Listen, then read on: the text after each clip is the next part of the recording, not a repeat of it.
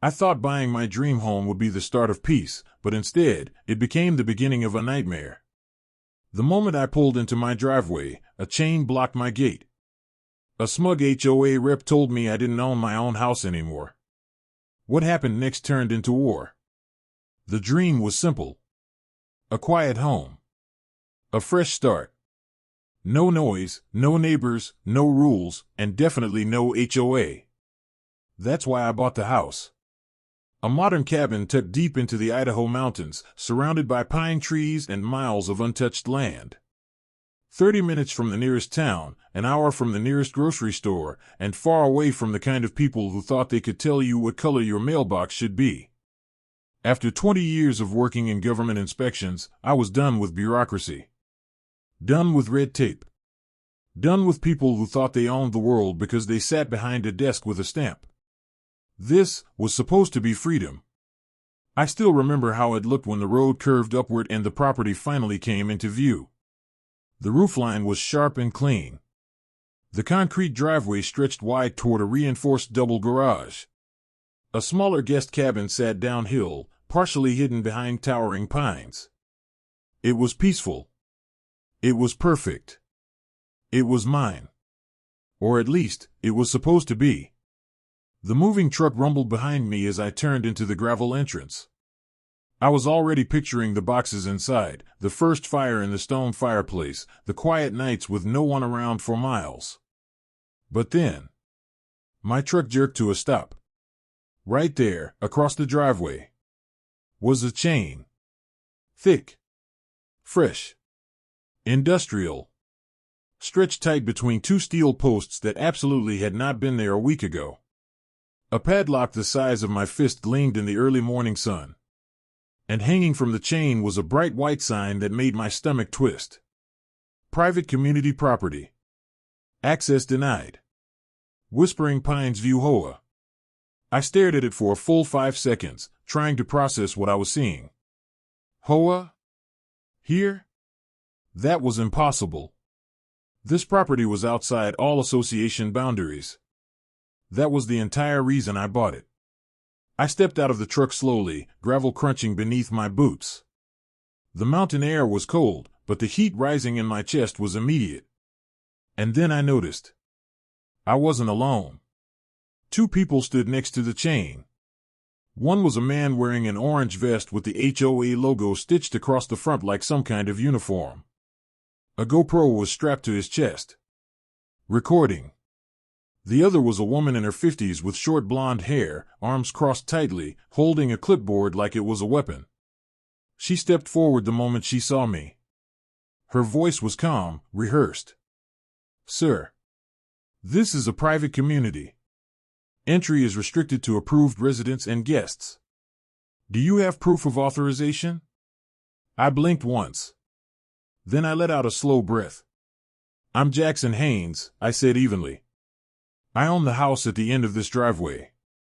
The woman's lips curled into a smile that wasn't friendly. More like amused. "That property is currently under legal review," she said. I felt my brow furrow. "What?" "Whispering Pines View HOA has filed a claim over that parcel due to deed discrepancy and foreclosure recovery." I stared at her like she'd just spoken another language. "Foreclosure recovery?" I repeated. "Lady, I paid $910,000 for that home. Clean title. Verified deed. No liens. No HOA." The man with the GoPro shifted slightly, angling his body so the camera stayed centered on my face. Like he was hoping I'd explode. The woman's voice sharpened. "Until the dispute is resolved, access is restricted. Any attempt to enter will be considered trespassing on community-managed property." The words hit me like a slap. Trespassing? On my own land? I took a step closer. "I have the deed in my truck right now," I said. "County certified. Title insured. You want to see it?" She didn't even flinch. "No, sir." Her smile widened. "You need to contact legal counsel." Behind me, the moving truck driver leaned out his window, eyes wide with confusion. I turned slightly and raised a hand. "Stay in the truck," I told him quietly. Then I looked back at the chain, at the padlock, at the smug expressions. Something in me went cold. I'd dealt with inspectors, bureaucrats, fraudsters. I knew intimidation when I saw it. This wasn't a mistake. This was a power play. And I wasn't about to let someone with a clipboard steal my home before I even unpacked a box. Without another word, I walked back to my truck, reached into the toolbox in the bed, and pulled out a pair of bolt cutters. Not the cheap kind. Industrial grade. The woman's eyes widened slightly.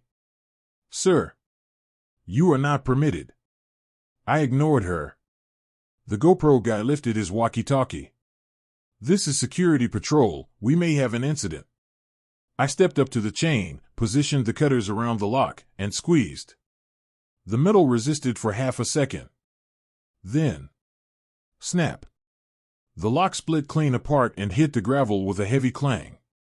The chain dropped loose with a loud metallic slap. Silence. For a moment, no one moved. Then the woman's voice rose into a sharp, furious pitch. "You can't do that. That is HOA property. You're violating." I stepped forward, swung the chain aside, and waved the moving truck through. "Drive in," I told the driver. "Park inside the gate." The truck rolled forward carefully. The woman looked like she was about to burst. The GoPro man took another step back, still filming. I turned toward them calmly. "This is my land," I said. "And you are trespassing." Then I pulled out my phone and dialed the sheriff. Because if they wanted to play legal games, I was going to make sure the law showed up first. 15 minutes later, a black Tahoe with county markings crunched up the gravel road. Deputy Ron Sellers stepped out. Tall, broad, no-nonsense expression. I'd spoken with him twice during the purchase process for verification calls. He looked at the broken lock, then at the HOA pair, then at me. "Mr. Haynes," he said slowly, "we got a call about a property disturbance." "You sure did," I replied. I gestured toward the clipboard woman. "They chained off my driveway and told me I don't own my own home." The woman snapped instantly. "Deputy, this man has illegally entered disputed community property." Sellers turned his head toward her. "Disputed?" She thrust her clipboard forward. "Whispering Pines View HOA has claimed the parcel under foreclosure recovery." Before she could finish, a sleek black Lexus slid into view behind the sheriff vehicle. Dust swirled as it stopped, and out stepped someone who looked like she belonged in a courtroom, not a mountain ridge. Designer sunglasses, perfect blazer, sharp heels crunching gravel like she owned it. I recognized her immediately from the HOA records I'd skimmed months ago. Karen Mott, president of Whispering Pines View. She approached with a folder of papers held like a sword. "Deputy Sellers," she called smoothly, "I'm here to formally assert the association's claim over this contested property." Ron's eyes narrowed. Karen turned toward me. A smile spread across her face. "This land," she said, loud enough for everyone to hear, "belongs to the community." I didn't say a word. I walked to my truck, opened the glove box, and pulled out the manila folder containing everything. Deed, title insurance, county parcel map, tax certification. I handed it straight to Deputy Sellers. He flipped through slowly. The deeper he went, the more his face changed, until finally his brow furrowed hard. He reached the parcel map and whistled. "This lot is clearly separate," he muttered. "Not part of Whispering Pines." Karen's smile faltered. "That map is outdated," she said quickly. "We have updated overlays." Ron looked up sharply. "You got county-stamped overlays superseding a certified deed?" Karen hesitated. "We're in the process of filing." Ron closed the folder. then turned fully toward her. Until that filing happens, this is Mr. Haynes' private property. Karen's jaw tightened. Ron's voice hardened. You and your people need to leave. Immediately. Karen stared at me, eyes burning with quiet fury. This isn't over, she hissed. You're making a mistake. I stepped forward, calm as stone. Unless you have a court order in your purse, I said, get off my land. For a moment, the mountain air felt heavy. Then Karen spun on her heel and stormed back toward her Lexus. The clipboard woman followed. The GoPro guy shut off his camera. Deputy Sellers gave me one last look. Then he spoke softly. Watch yourself, Mr. Haynes. People like this don't back off easy. I nodded once. I know. As the vehicles disappeared down the gravel road, I looked back at my house. The dream home. The quiet escape. But now, I understood something clearly. I hadn't moved into peace. I had moved into a war. And Karen Mott was just getting started. I should have known it wouldn't end with that chain. People like Karen Mott don't walk away quietly when they lose. They don't accept boundaries. They don't accept the word no. They regroup. They escalate. And in Whispering Pines View, they had a whole boardroom full of people just as entitled as she was. I tried to focus on moving in. I really did. That first night, I sat on the porch with a beer, listening to the wind move through the pines, watching the perimeter lights blink softly. For a few hours, it almost felt normal. But deep down, my instincts kept buzzing.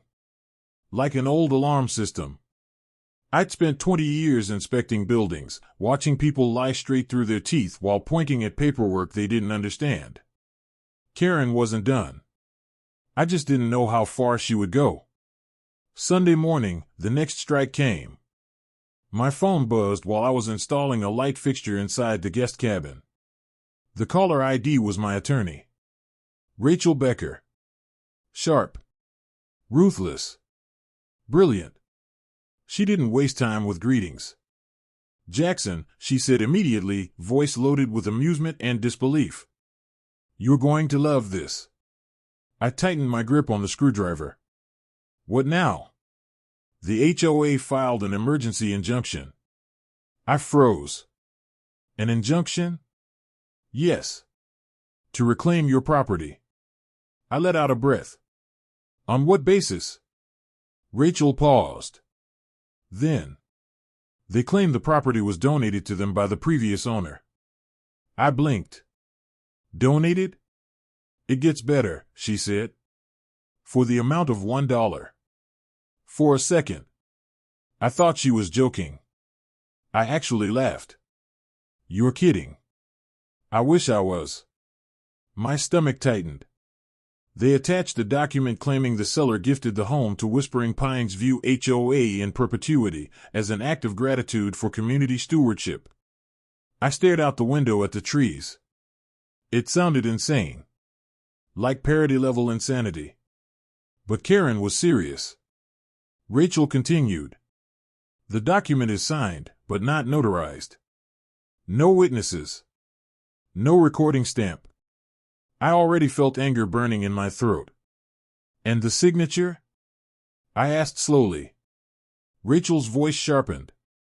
It's a pixel-perfect match to a scanned tax form from 3 years ago. Silence. My blood went cold. It's a forgery. Exactly, Rachel said. We already hired a forensic examiner. And I requested metadata analysis of the PDF. I sat down hard on a nearby stool. Karen hadn't just tried to intimidate me. She had forged legal documents. That wasn't HOA nonsense anymore. That was felony territory. Rachel exhaled. Jackson, gather everything. The closing video, emails with the seller, wire receipts, inspection documents. Everything.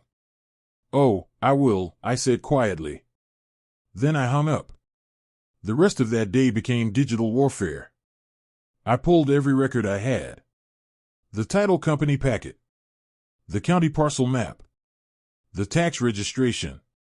Emails from the seller saying, "This is outside HOA jurisdiction, that's why I'm selling it."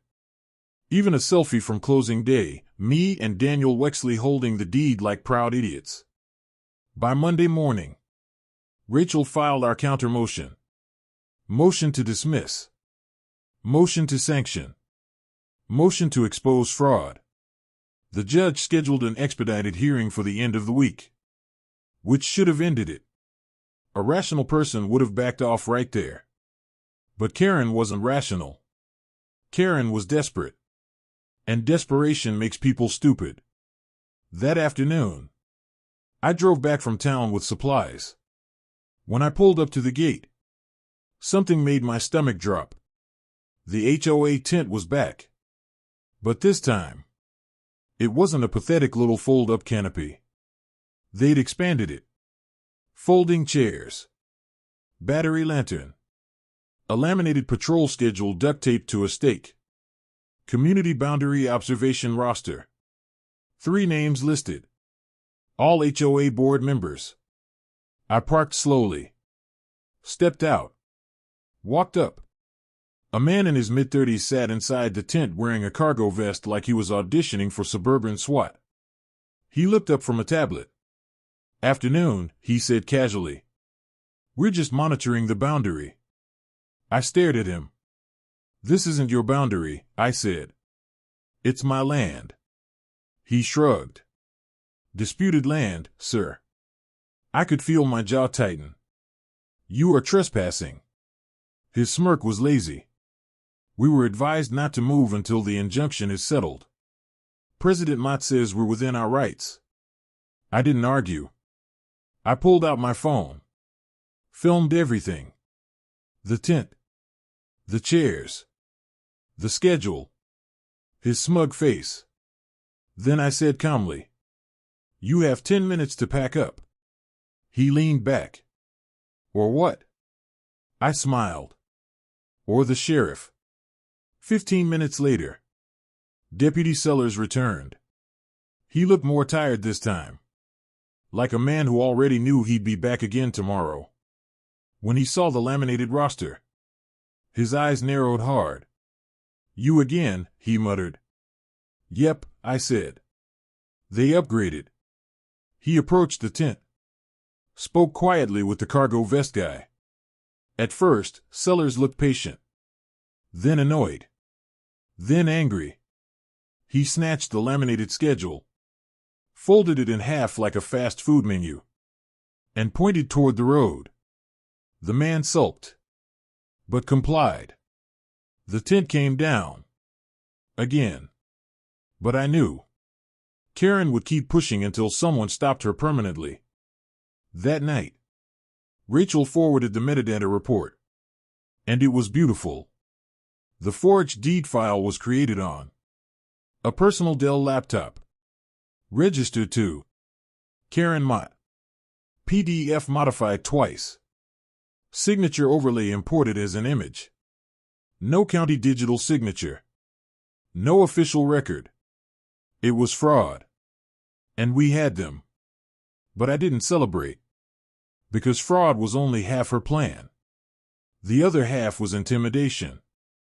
And intimidation doesn't end in paperwork. It ends in the dark. Wednesday night arrived colder than usual. Wind moaned across the ridge. Pines swayed like they were whispering warnings. I couldn't sleep. Not from fear. From instinct. That old inspector's gut. Something was coming. At exactly 2:23 a.m. Every rear motion sensor went hot. My phone lit up. Camera feed activated. I tapped the screen. And froze. 3 figures. Moving through the tree lane. No flashlights. Hoods up. One carried a portable angle grinder. The others had pry tools. They weren't teenagers. They moved slowly.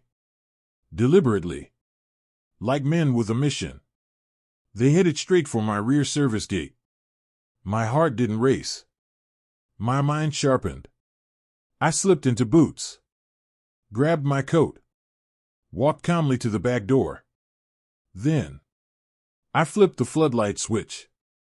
The hillside exploded in white light. I triggered the siren. A piercing wail ripped through the woods like a tornado alarm. The intruders froze, caught like rats in a spotlight. One dropped the grinder. Another spun around. Then they bolted.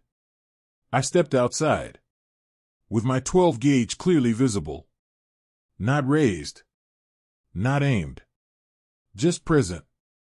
I held my phone up. Live stream rolling. Smile, I said quietly. You're on Candid Criminal.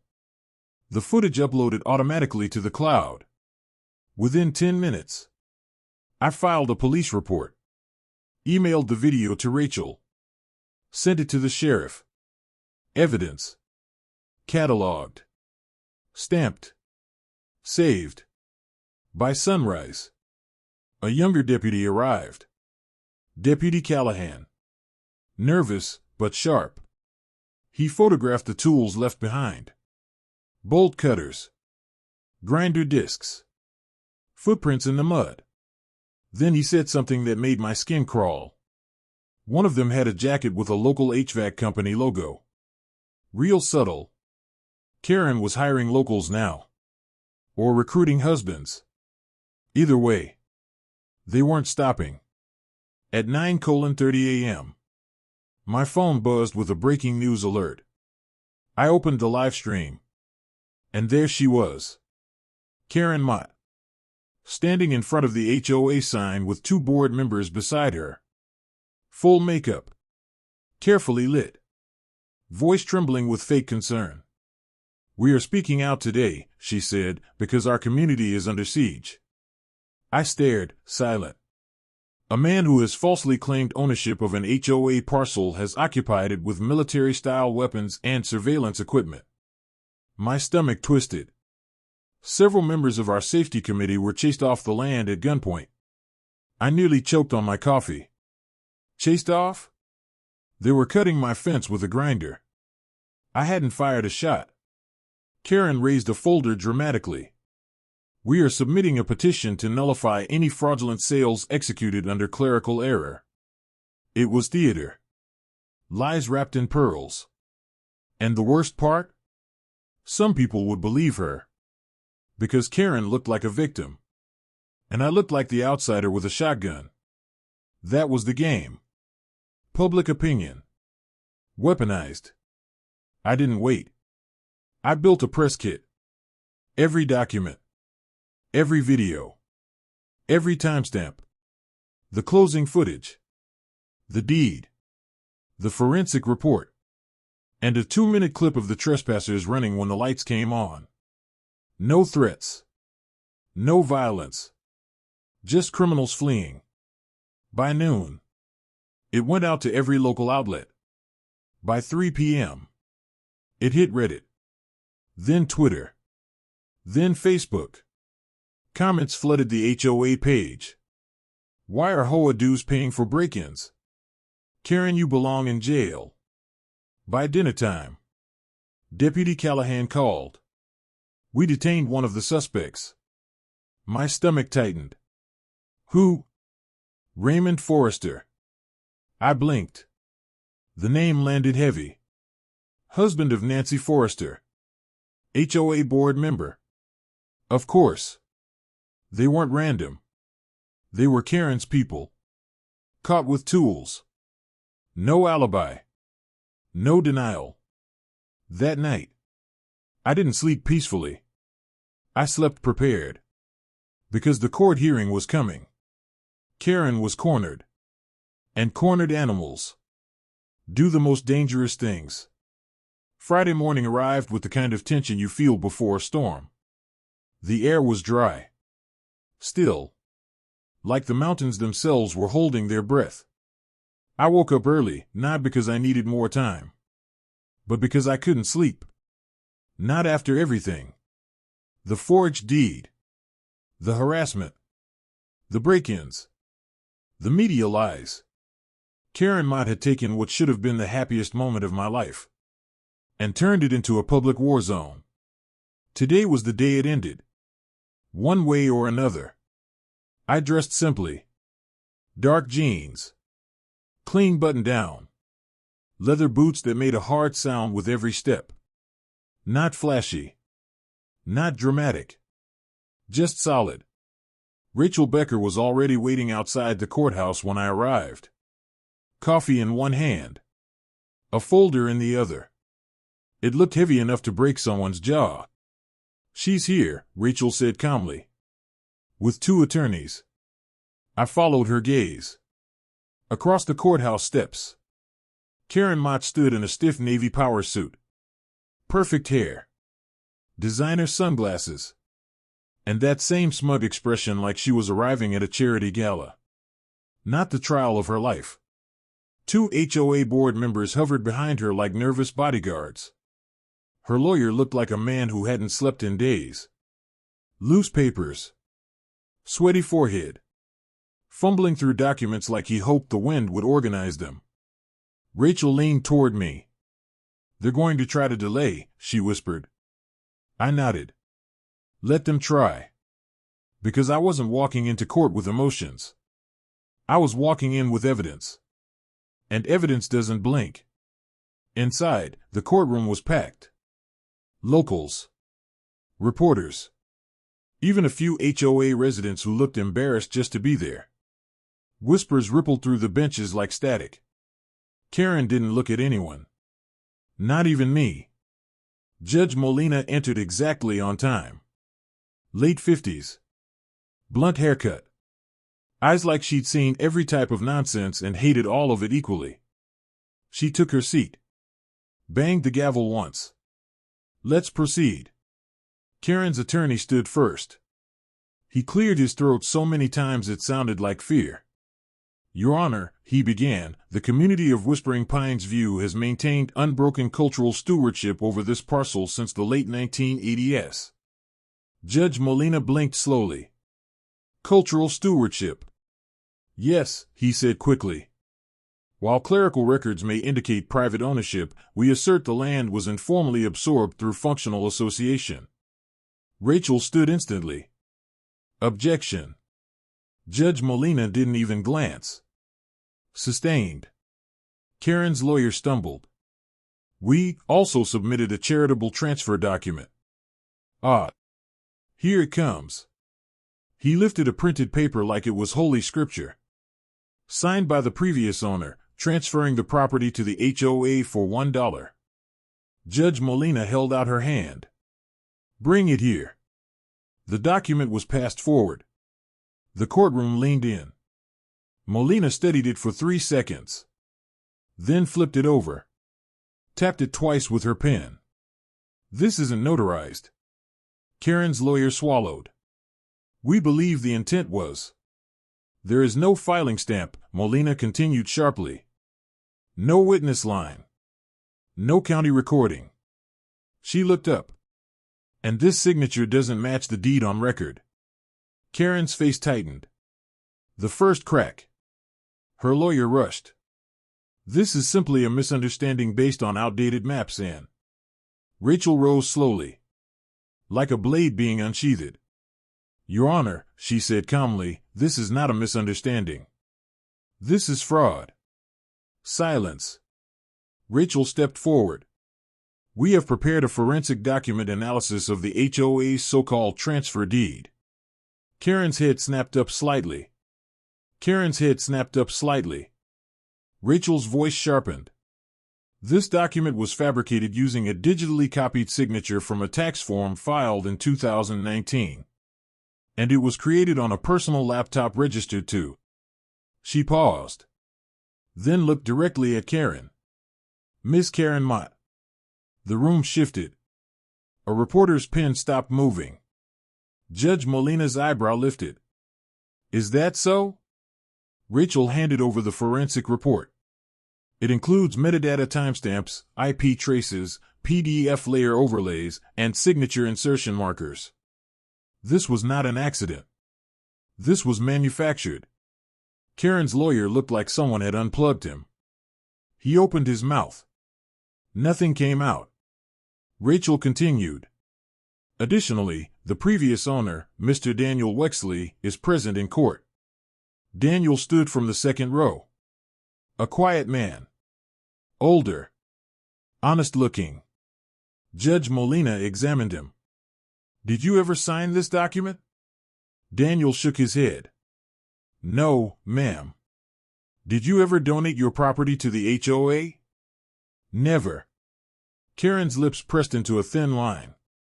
Her sunglasses were gone now. And without them, she looked smaller. Exposed. Rachel turned another page.